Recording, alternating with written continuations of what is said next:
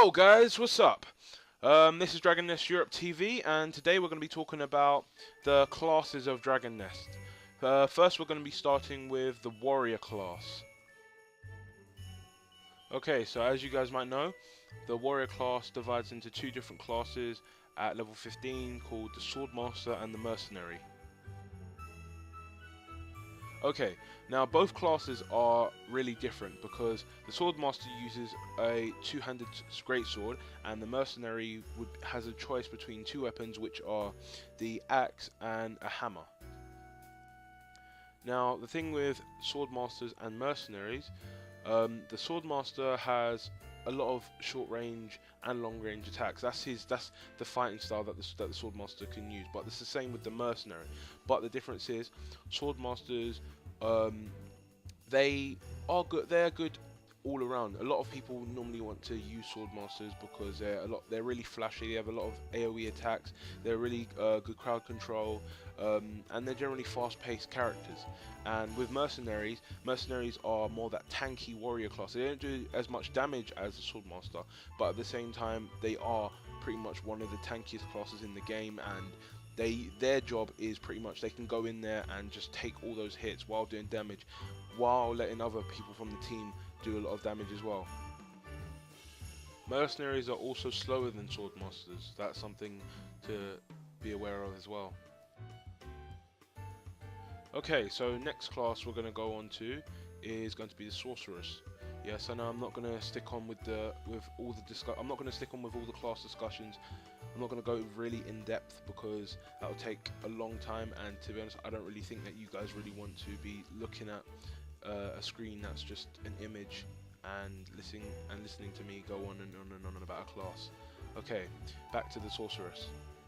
So the Sorceress divide into two different types of mages when they hit level 15. Those are a Force user and Elemental Lord, and there is a difference between the two. And that difference is the Force user doesn't use elemental status effects such as like flames or poison or anything, whereas the Elemental Lord does. The Force user uses gravity to crush anything, pretty much. Like in a game, that's what they do. You'll pretty much see, all you'll see is just effects after effects after effects with a Force user, and they do so much damage, it's incredible. Like in a team fight, sorceresses in general are really strong and are probably the main thing to target when you're in a team fight with other players. So with an Elemental Lord, as you could tell by the name, Elemental Lords are mages that use elements. They use ice, they use poison, they use flames. It's a lot of diversity with the Elemental Lords, which means it's good for doing different combos with your spells, and they're, as I said, they are really powerful as a class. And yeah, that's pretty much all I can say about mages. So if that's the type of class that you like, then go for it. Okay, so that's half of the classes done. I'm not going to be talking about the Alchemist class, because that's not a default class. Generally, that's not a default class that comes out in Dragon Nest. It's something that should be coming out later. I can't promise for Dragon Nest Europe because I don't know. So next is we're going to go on to the Archer class.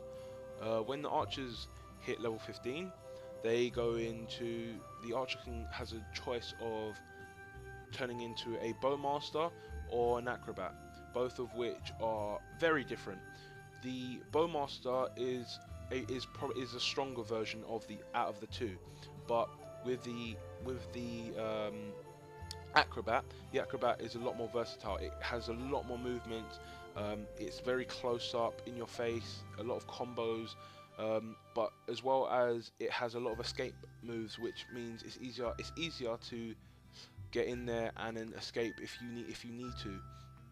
And with the Bowmaster, her attacks are really strong. They're really like focused attacks, and they really do hurt when they hit.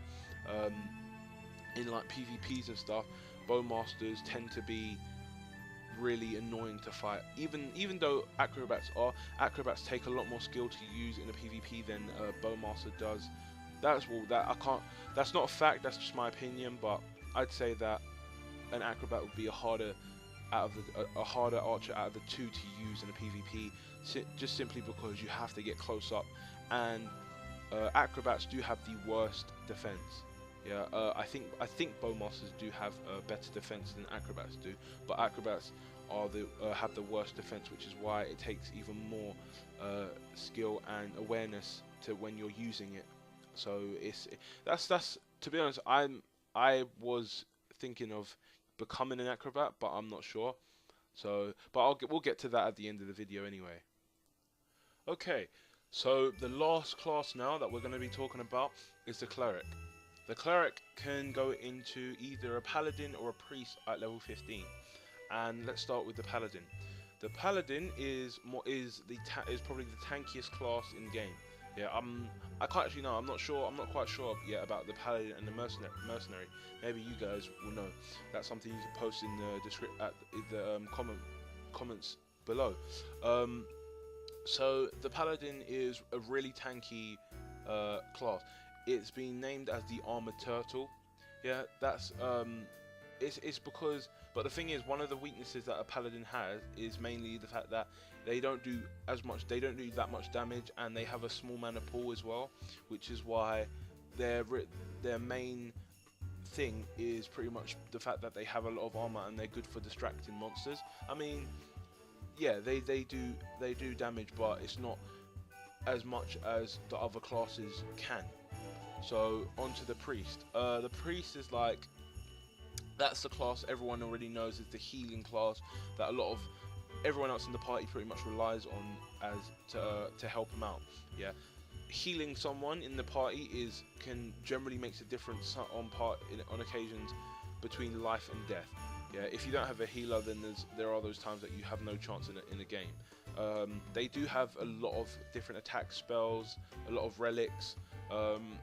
Like they have their healing relic, which is really good. They have the lightning relic, a lot of different stuff. That just and their mana pool is a lot larger than a paladin's. Yeah, which also makes a priest generally a good it's good at everything pretty much. Yeah, I personally was thinking about being a priest as well as an acrobat, but yeah. So I'm gonna end it there with with the discussion about the classes, and there's something I wanted to ask you guys. Okay, so now that we're approaching the release of the game, from what I'll be hearing, since the RGM phase is going to be ending soon, I think it's the 1st of January that it's supposed to end. When the game comes out, I haven't made up my decision about which class I'm going to be playing. So that's where you guys come in. I want you guys to post the name of the class that you want me to be playing as from when the game gets released, because I'm going to be doing videos every day. Well, I'll try to do some videos every day. I'm going to be doing some Skype convos. I might get some people from the game that I've met on the forums to join me. I'll probably PM those people, as I'm not going to release my forum name just yet. So I'll probably get in touch with you if I want you to be in my Skype convo. Oh yeah, shout out to FuriKuri, my friend Ken, who did the YouTube background for me. He's been a big help to me. Thanks for that, bro. Yeah, so tell me what character you want me to be playing as, and I'll count all the votes up and stuff, and then I'll make the announcement when the game gets released. So yeah, thanks for watching, guys, and stay tuned for the next episode of DragonNestEurope TV.